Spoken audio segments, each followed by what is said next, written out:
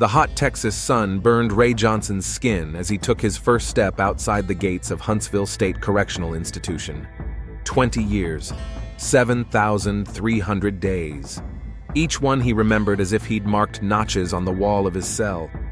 In fact, he'd only marked the first 5 years, then realized the pointlessness of it.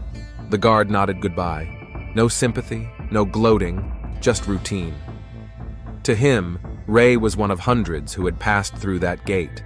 A 49-year-old man with deep wrinkles and graying temples, slim, but not emaciated. Prison had taught him how to survive. Ray was holding a tattered gym bag with everything that was left of his life. A change of clothes, a few tattered books, old photographs, and an envelope with $200, his entire severance package for his new life. Ray walked leisurely along the dusty side of the road toward the bus stop. Each step echoed in his head with the echo of freedom. He breathed differently, deeper, fuller. But along with the air of freedom, he absorbed the feeling that had haunted him all these years. 20 years ago, he had made a vow to himself, and now he was going to keep it. The bus to Riverside left at noon. Ray spent the hour and a half before departure on the bench watching the people. They looked strange, different clothes, hair, constantly tucked away on their phones. The world had changed while he sat in his cell. There was talk in the prison yard that life outside the walls now flowed faster. Ray didn't believe it until he saw it with his own eyes. People were bustling about, rushing, as if running away from something. He, on the other hand, was in no hurry. He had all the time in the world. As the bus took him to Riverside, images from 20 years ago came to mind. Ray was the owner of a small boat engine repair shop. Fishing was the main pastime on Riverside Lake, and business was good. He married Nancy right out of high school. She was a waitress at a roadside cafe then, with dreams of more. They were happy for the first few years until Nancy started complaining about the small-town boredom and monotonous life. Ray came home one evening and found police cars outside his house. In his garage, they found stolen items and the murder weapon of a local businessman. He knew nothing about it, but more importantly, Nancy testified that she saw him coming home the night of the murder with bloody clothes. Her testimony was crucial at the trial. 20 years in prison for a crime he didn't commit, and Nancy filed for divorce a year after the verdict. The bus slowed down as it entered Riverside, and Ray came back to the present. The town hadn't changed much. The same one-story houses, the same supermarket on the main street, the same water tower with the faded Riverside lettering. Only the store signs were brighter, and there were a few new establishments. Ray got off at the center stop. There was no one to greet him. All his family had left the area long ago, and there were no friends left. He walked slowly along the familiar streets, noting the small changes. The town remained the same and changed at the same time, just like Ray himself. He stopped in front of the two-story county courthouse, the very place where he'd been sentenced 20 years ago. The heavy brick building, dating back to the late 19th century, looked just as stark and impregnable. "Johnson, it's you, isn't it?" A voice came from behind him. Ray turned around slowly. Sheriff Bill Harris was standing in front of him, older, fatter, his mustache graying, but still straight and trim. 20 years ago, he'd been a deputy sheriff and had been present at Ray's arrest. "Harris," Ray nodded. His voice sounded hoarse. He was used to talking a lot during his years in prison. "I heard you were released. What brought you back to Riverside?" Ray shrugged, looking somewhere over the sheriff's shoulder. "This is where my home is." Harris squinted, scrutinizing the ex-con's face. "Listen, Johnson, I never believed you were capable of killing a man, but the evidence was against you. Now you've served your time, and you're entitled to a fresh start. But if you're back to cause trouble, I just want to live my life in peace." Ray interrupted him, trying to make his voice sound convincing. The sheriff nodded, but there was doubt in his eyes. "Nancy's a Parker now. She's an elementary school teacher, a respected person in town. She's got a new life, a new family. Stay away from her, Johnson, for your own good."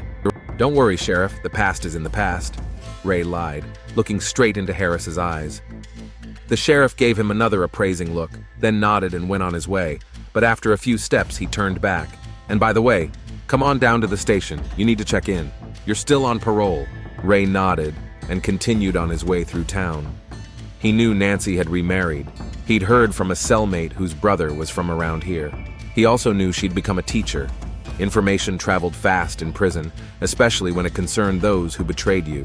One of his first goals was to find where she lived. But first, he needed to get settled in himself. Ray headed toward the Blue Pine Motel on the edge of town. He'd worked part-time at the laundromat and library in prison and had saved up some money, enough for a couple weeks. The owner of the motel, a wrinkled old man Ray didn't know, indifferently took the money for the week in advance and gave him the key to the room. Didn't ask for identification, didn't ask where he was from. In places like this, less you know, more you sleep. The room was small and dull, a broken bed, a shabby chest of drawers, a TV set that seemed to remember the last century. But after the prison cell, even that seemed like luxury. Ray put his bag on the bed and went to the window. The view overlooked a gas station and a small roadside cafe. The next morning, Ray went to the station to register, as required by the terms of his release. A formality that gave the authorities a way to keep tabs on him. It didn't bother Ray. He wasn't going to be in town for long, just until he finished what he'd come back for. After the station, he decided to walk past the elementary school. It was a low brick building with a large playground. Children were milling about in the courtyard. It was recess.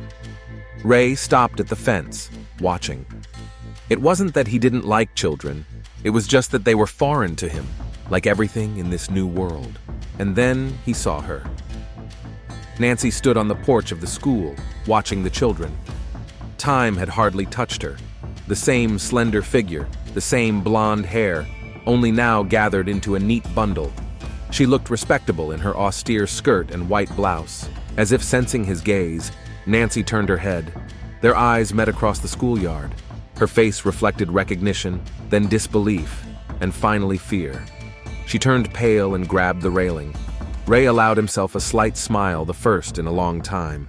He didn't linger. Let her know he was back. Let her be afraid. This was only the beginning.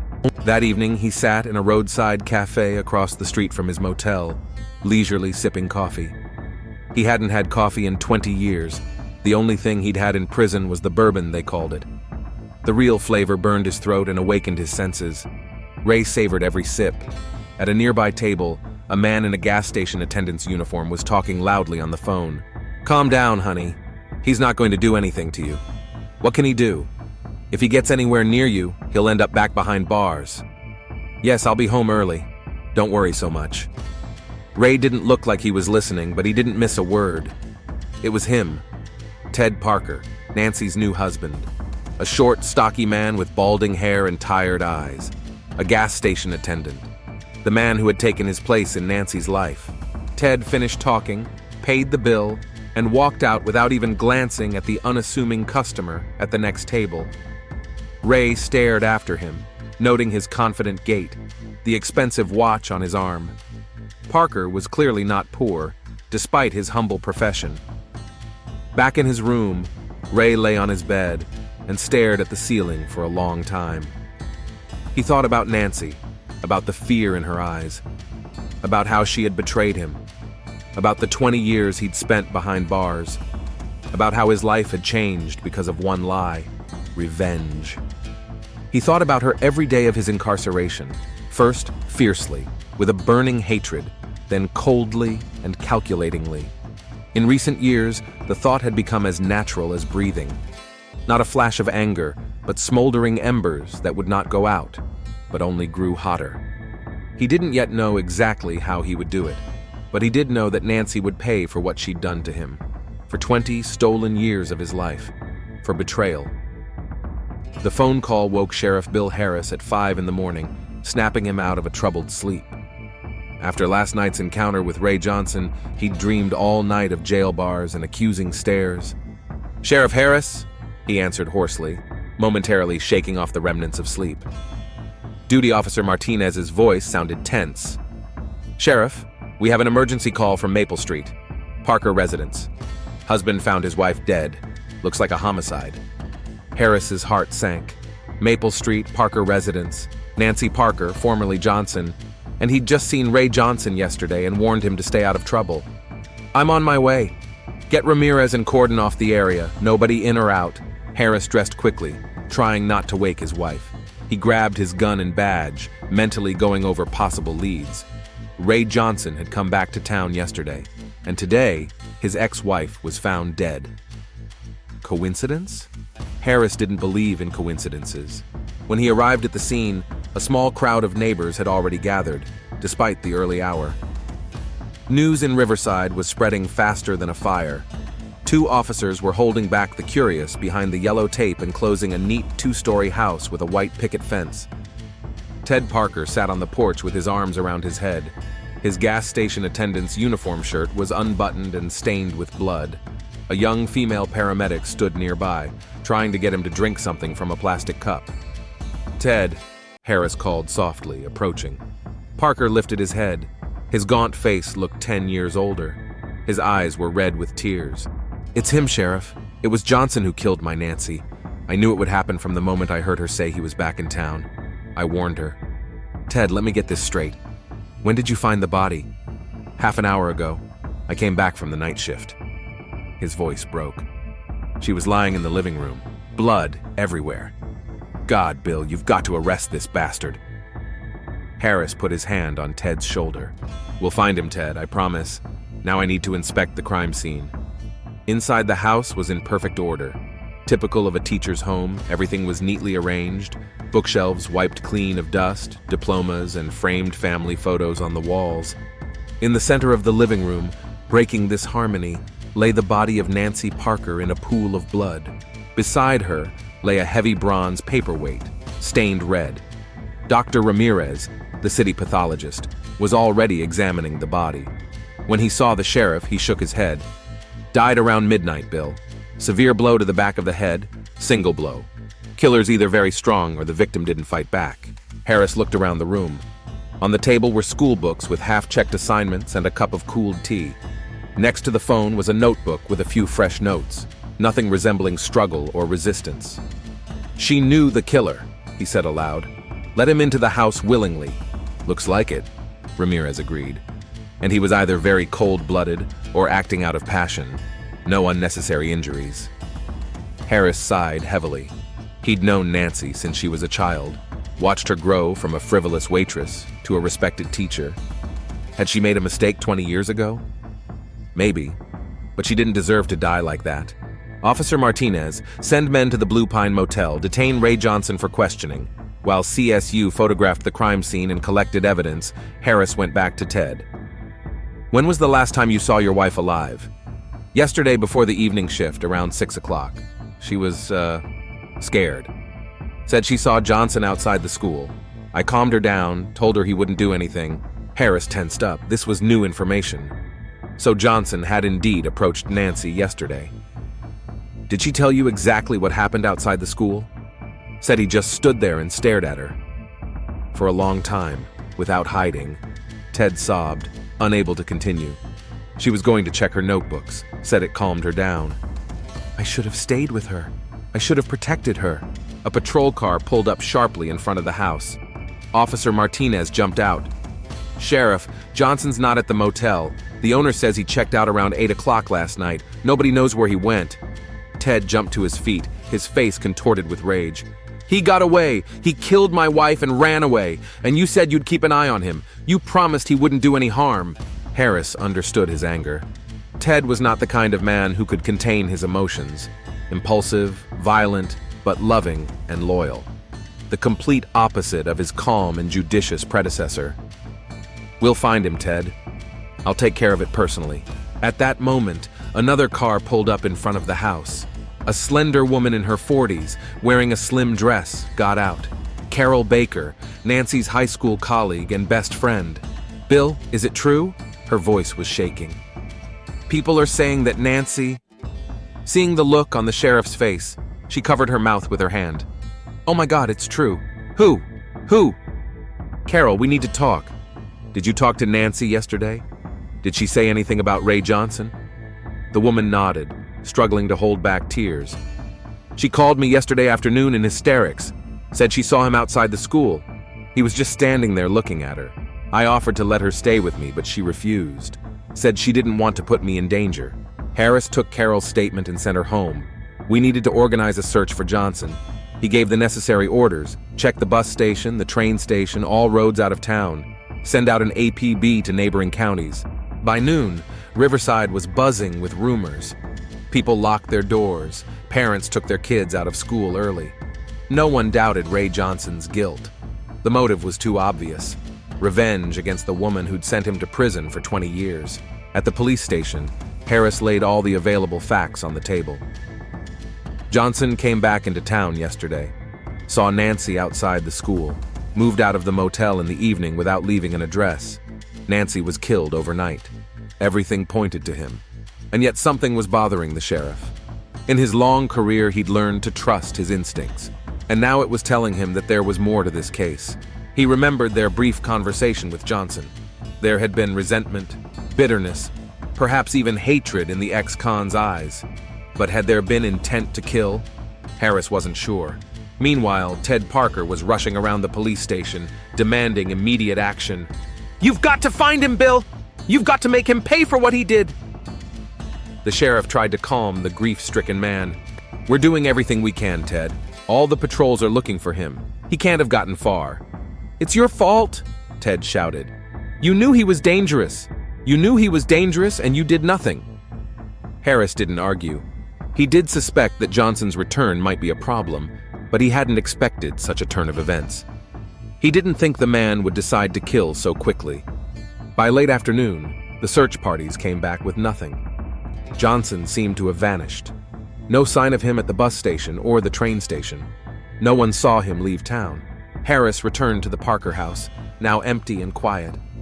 Nancy's body had already been taken to the morgue, but the signs of the crime were still there. He walked slowly through the rooms, scrutinizing every detail. What had he missed? What could point to a different version? On the kitchen table lay Nancy's notebook. Harris flipped through it. Notes on school activities, shopping lists, reminders. On the last page was an entry made with a trembling hand. "He's back. What do I do?" the sheriff wondered. What was she worried about? Was she only afraid for her safety or for something else?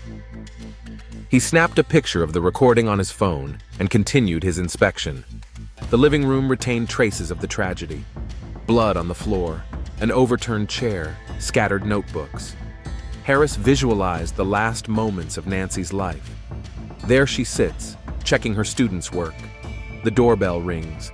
She opens it, sees a familiar face. Suddenly, the sheriff was interrupted by a phone call. It was Ramirez. "Bill, I finished my preliminary sweep. There's something interesting. There were signs of a struggle under the victim's fingernails. Bits of skin and clothing fibers. So she fought back? Looks like it. She was fighting for her life." Harris thanked the doctor and disconnected. This information confirmed the Johnson story. Nancy knew him and could have let him into the house, but then he attacked her and she tried to defend herself. When night fell, the search had to be suspended until morning. Harris returned home, but sleep would not come. He sat with a glass of whiskey, going over the facts in his head. Something was eluding him, some important detail. Meanwhile, in the empty Parker house, the final scene of that fateful night was playing out. Nancy Parker, still a young and attractive woman, sat at the living room table, checking her students' notebooks. Her pencil glided quickly across the pages, noting errors and marking grades. This chore always calmed her down, but not today. Today, her thoughts kept returning to the man she hoped to never see again. Ray Johnson. 20 years had passed, and the memory of him still made her shudder. She remembered his eyes the day he was arrested. She remembered the way he'd looked at her in the courtroom when she'd testified. Distrust, hurt, betrayal. Then those emotions were replaced with cold hatred. And now he's back, looking at her with that same look outside the school. The doorbell rang, snapping her out of her musings. Nancy glanced at the clock, almost midnight. Ted wasn't due back until morning. He had the night shift. She hesitantly went to the door. "Who's there?" Her voice trembled. "It's me," the familiar voice answered. "Open up. We need to talk." Nancy hesitated only a moment. Then she resolutely opened the door. A male figure stood on the threshold. In the dim light of the porch, she saw familiar features. "Come in," she said, stepping back. "I thought we'd already said everything to each other." The man strode into the living room. His gaze fell on a table of notebooks. "Playing the model teacher?" I could hear the mockery in his voice. "You're a long way from that girl from the roadside cafe." "What do you want?" Nancy crossed her arms over her chest, trying to look braver than she felt. "The truth. 20 years is a long time to admit your mistakes, isn't it?" Nancy turned pale. "I don't know what you mean." "You do." The man took a step toward her. "You know perfectly well that I didn't kill that man. You know who really did. It was a long time ago. Things have changed. I have a different life now." "I never had one." He raised his voice. 20 years in a cage because of your lies. Please go away." Nancy backed away. "I'll call the police." "What are you going to tell them? The truth? Finally admit you framed an innocent man?" Nancy grabbed the phone, but the man snatched it out of her hands. "We're going to talk first. You're going to tell me everything. Who made you lie? Who really killed that businessman?"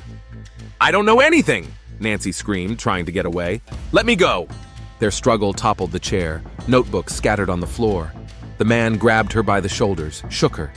"Tell the truth. For once in your life, tell the truth. I was afraid," she shouted in despair. "I was young, stupid. I didn't know it would turn out like this." "Who?"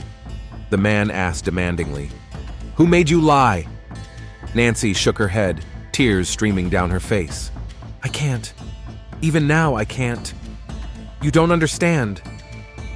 Suddenly she lashed out and grabbed the heavy bronze paperweight from the table. "Go away! I don't want to say anything more!" She swung, but the man intercepted her arm. In the struggle, the paperweight slipped. They both lost their balance. Nancy fell, hitting the back of her head on the edge of the desk, and the heavy object came crashing down on her head. The man froze in horror. Blood was rapidly spreading across the floor. "Nancy?" He sank down beside her, trying to feel for a pulse. "Oh God, no." But it was too late. Her eyes, still full of fear, stared lifelessly at the ceiling. The man breathed heavily, realizing what had happened. This was not part of his plans. He wanted the truth. He wanted justice, but not this. Panic gripped him. He looked around, wondering what to do next. Then quickly wiped the paperweight clean of prints, grabbed his jacket, and ran out of the house. A minute later, his footsteps faded into the night, leaving behind only the body of the woman who had taken her secrets to the grave. The morning of the second day of the search was gray and dank. Rain drummed on the roofs of Riverside homes as if nature was mourning Nancy Parker. Sheriff Bill Harris had been awake for 36 hours, but he didn't feel tired. He was driven by a strange combination of duty and guilt. He should have foreseen that Ray Johnson's return to town could end in tragedy. He should have taken action. "How are things going with the roadblocks?" he asked as he entered the station. Officer Martinez handed him a fresh pot of coffee. "Checked every car leaving the city. No sign of Johnson. Bus station's clear too. It's like he's vanished into thin air." Harris rubbed the bridge of his nose tiredly. Ray Johnson was smart. 20 years in prison gave him time to think every move through. He wouldn't take the obvious routes. Send out an APB to neighboring counties. Johnson may try to hitchhike or walk on country roads. Check all roadside motels, coffee shops, gas stations.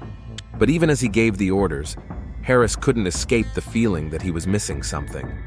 Ray wasn't an impulsive man. He wouldn't come back to town after 20 years in prison to kill his ex-wife and run away. There was no logic to it. His musings were interrupted by Ted Parker literally bursting into the station. He hadn't changed clothes since the murder, hadn't shaved, looked haggard, but there was a feverish fire in his eyes. "You haven't found him yet." It wasn't a question. It was an accusation. "Ted, we're doing everything we can. The whole department is on alert." "It's not enough!" Ted slammed his fist into the wall in a rage. "While you're having coffee, my wife's killer is walking free." Harris understood his anger. Ted had always been a man of action, not words. A mechanic, then a gas station attendant, a man used to solving problems with his own hands. To be helpless in this situation was worse than the loss itself. "Look, we have new evidence," Harris tried to reassure Ted. "They found particles in the house that could be Johnson's. Forensics is analyzing them now." It was true. In the morning, a hair was found in the Parker house that didn't belong to either Nancy or Ted. The length and color matched Ray's hair. Also found under the victim's fingernails were skin particles and fibers that were likely left over from a struggle with his attacker. "I want to see him behind bars." Ted's voice shook with barely contained emotion. "I want to see him back in prison, but now for good." "You will, Ted, I promise, Ed." After Parker left, Carol Baker arrived at the station. Unlike Ted, she was calm, but her eyes were red from crying and her hands were visibly shaking. "Sheriff, I just remembered something. Nancy said someone had been calling her the last few days. The calls were from an unknown number, and when she picked up the phone, there was silence. She thought it was Johnson following her." "Why didn't she let us know about this?" Harris frowned. Carol smiled sadly. "You know Nancy, she's always tried to handle everything on her own. Besides, I think she felt guilty about Johnson." "Guilt?" Harris raised his eyebrows in surprise. "Guilt for what?" Carol hesitated, searching for words. "You know, Nancy never said it outright, but when we were drinking, she'd sometimes cry and say she'd ruined an innocent man's life. I thought it was about a former student of hers who was expelled because of her complaint, but now I realize she was talking about Johnson." "Do you think Ray was innocent of that murder 20 years ago?" "I don't know." Carol shook her head.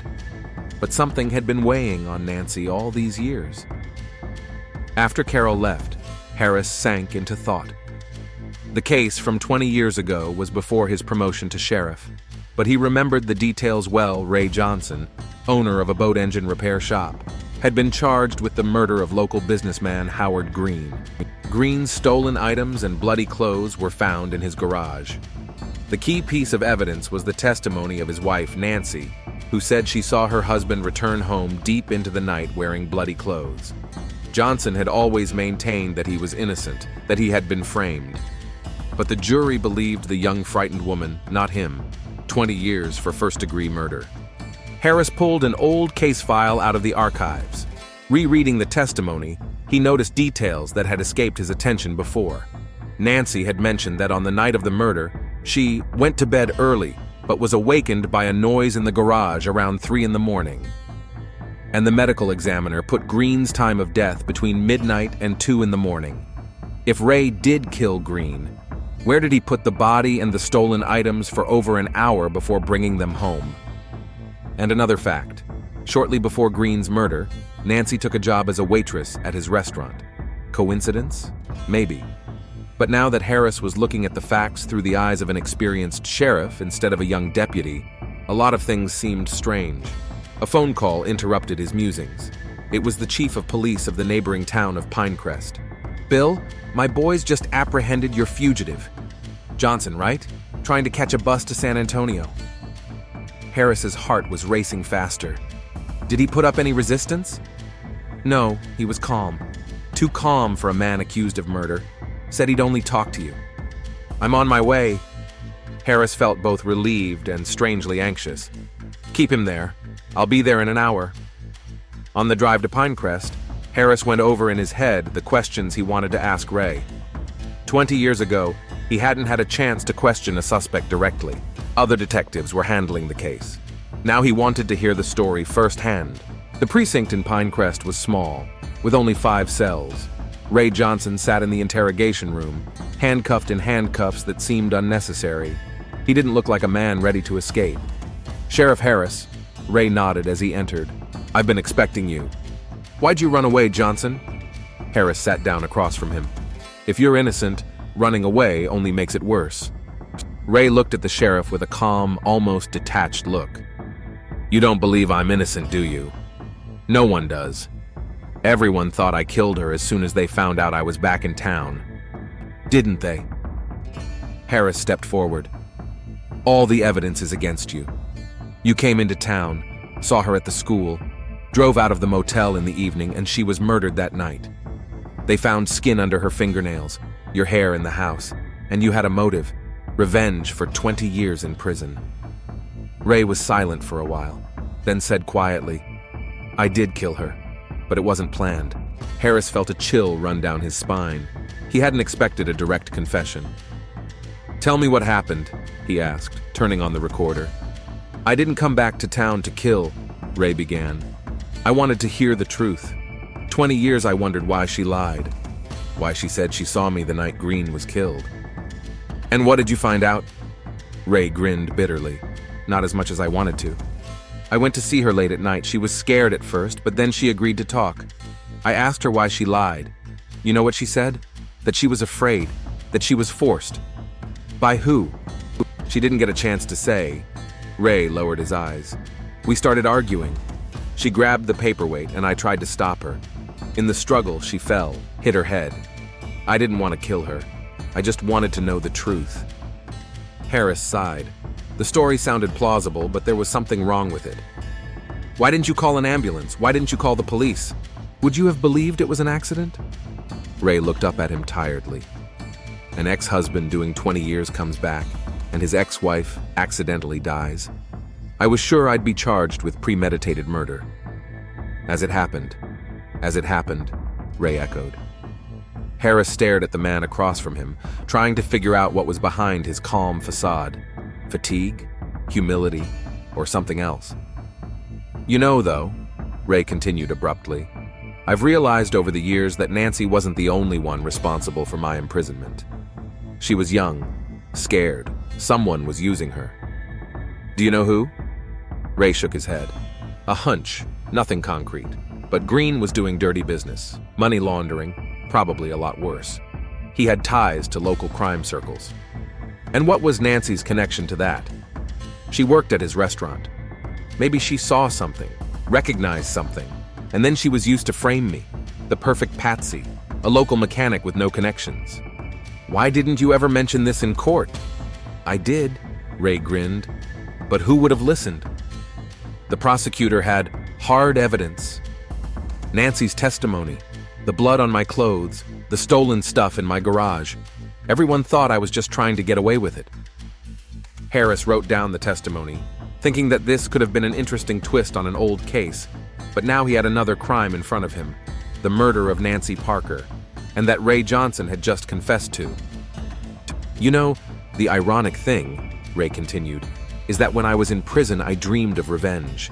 I imagined finding her and making her suffer like I suffered. But when I saw her outside the school, all I felt was emptiness. She looked so ordinary, a woman afraid of her past. So I decided to just talk to her, to find out the truth. Nothing more. But it ended with her death." "Yeah," Ray sighed. "It ended with her death. And you know what the weirdest thing is? I don't feel any gloating or satisfaction. I just feel tired. It's like I've lived 2 lives. One before prison, one in prison, and now there's nothing left."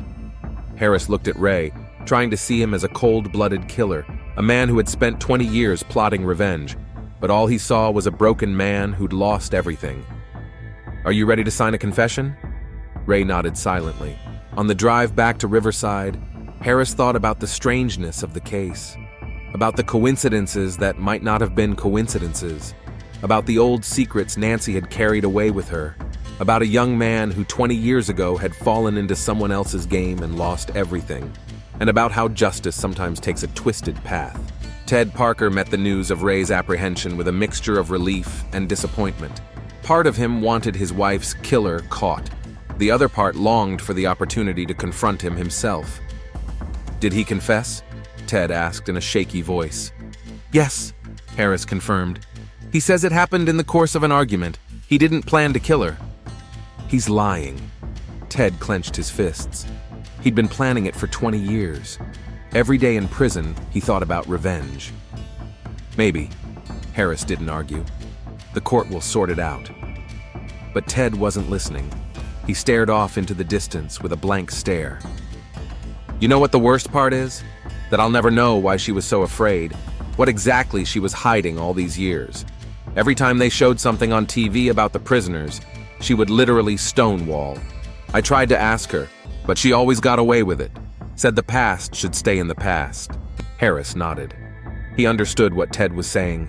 Every man has his secrets, and some of them are so heavy that they become an unbearable burden.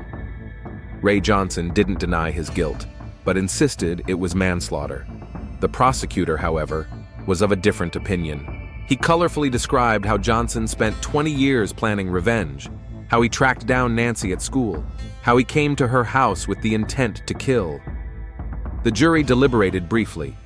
The verdict was unanimous, guilty of first-degree murder. The judge sentenced Ray to life in prison without parole. When the verdict was announced, Ray stood calmly, with his back straightened.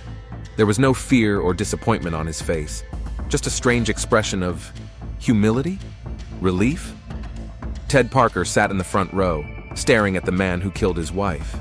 He expected to feel satisfaction when he heard the verdict, but instead he felt nothing but emptiness. No words from the judge, no sentence could bring him back to Nancy. No sentence could fill the hole that had been created in his life. After the trial, Harris approached Ted. "Justice has been done," he said, though he wasn't sure of it himself. Ted nodded, but there was no joy in his eyes. "What now, Bill? How do I go on living?" Harris put his hand on his friend's shoulder. "Day by day, Ted. That's the only way." A week after the verdict, Harris received a strange letter. It was from Carol Baker. Inside was an old photograph. It showed a young Nancy and a man Harris didn't immediately recognize. It was Howard Green, the businessman for whose murder Ray had served 20 years. On the back it read, "Our secret, not a word to anyone." The photo was accompanied by a note from Carol. "Found this in Nancy's things when I was helping to clean out her room. Thought you might be interested." Harris stared at the photograph for a long time. Apparently, Nancy and Green had a relationship, a secret relationship, a new piece of the puzzle that would never be fully assembled. He tucked the photograph away in his desk drawer. Sometimes, some secrets are best left buried. Sometimes the price of truth is too high. Meanwhile, in the state penitentiary, new inmate Ray Johnson looked out the window of his cell. The same walls, the same fences spread out before him as 20 years ago, but now there was a strange peace in his soul. Nancy was dead. The mystery remained unsolved, and yet he felt he'd gotten his share of justice, even if not in the way he'd planned. Sometimes revenge doesn't come in the form you expect. Sometimes it comes randomly, in the heat of anger and despair, but that doesn't make it any less sweet. Ray closed his eyes. An eternity behind bars lay ahead. But inside him, for the first time in 20 years, there was peace. Revenge had been accomplished, and even if it cost him the rest of his life, the price seemed fair.